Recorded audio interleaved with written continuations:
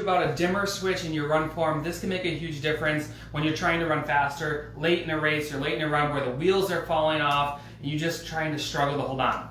Hi everyone, Steve Gonzer, physical therapist with Run Smart. We are getting ready to launch Need for Speed, and the price is either going up or the program's closing depending on you watch this. If you want to run faster without having to train harder, run more miles, and just leverage your run form, be sure to check out this 4-week boot camp. The link's in the post, and like I said, the program's closing for this year soon, so make sure you jump in.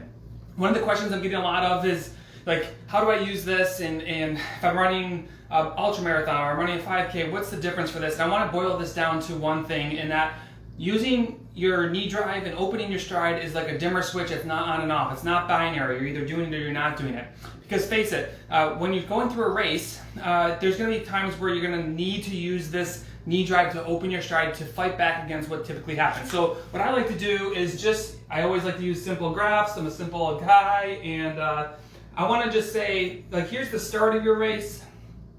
Here's the finish. It could be a race or a run. Let me make sure I'm on camera and on screen here. But you have a start and a finish of your run, and this is going to be your effort over here. So how hard it is to run a given pace.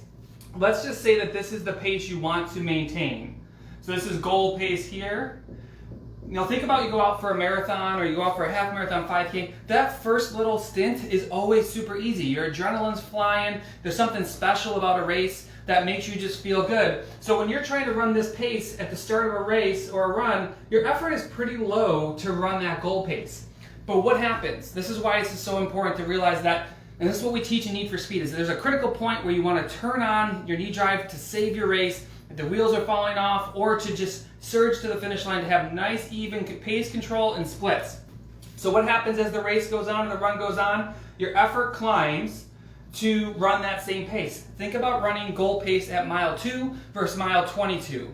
The pace is the same. Your effort, because of fatigue, because you're tired for whatever reason, probably because you're at 22 miles, your effort is going to go up to run that given pace. What ends up happening, though, is there becomes a decoupling of this. Your pace your effort to run a pace goes hard, and what ends up happening is your pace starts to slow, and you start to see these things branch apart.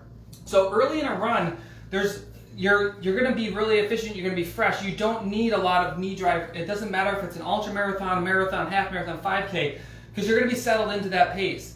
The trick is that you want to, as you start to climb in your effort level, you're going to think of this as like a dimmer switch. I use this again in Need for Speed. At the beginning of your race, your dimmer switch is nice and low. Here's the switch. And then what happens is, as you start to fatigue, as you start to tire, you're going to just take that dimmer switch and you're going to start sliding it up and turning that knee drive on.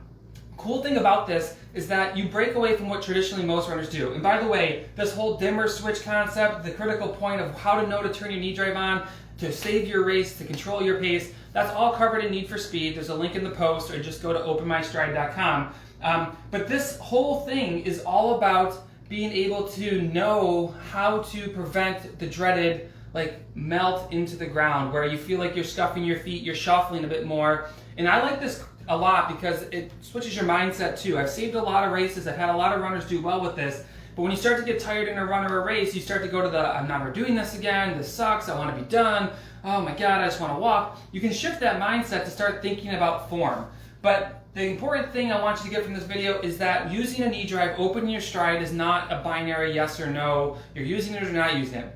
As you get tired, you're going to just turn that dimmer switch on, and you're going to be able to control your pace better. You're going to be able to control your speed to get better. And we're going to teach everyone how to do it in Need for Speed this year. And the program is either, the price is going up soon, very soon, or the program's closing depending on you watch this. So if you want help with your run form, 4 weeks, it works into any training plan if you're already training for something. It is a fantastic program, and we get a lot of speed out of it and quick results. So if you want some help, be sure to check out the link in the post. It includes lifetime access. And join us for Need for Speed this year. You guys are going to love it.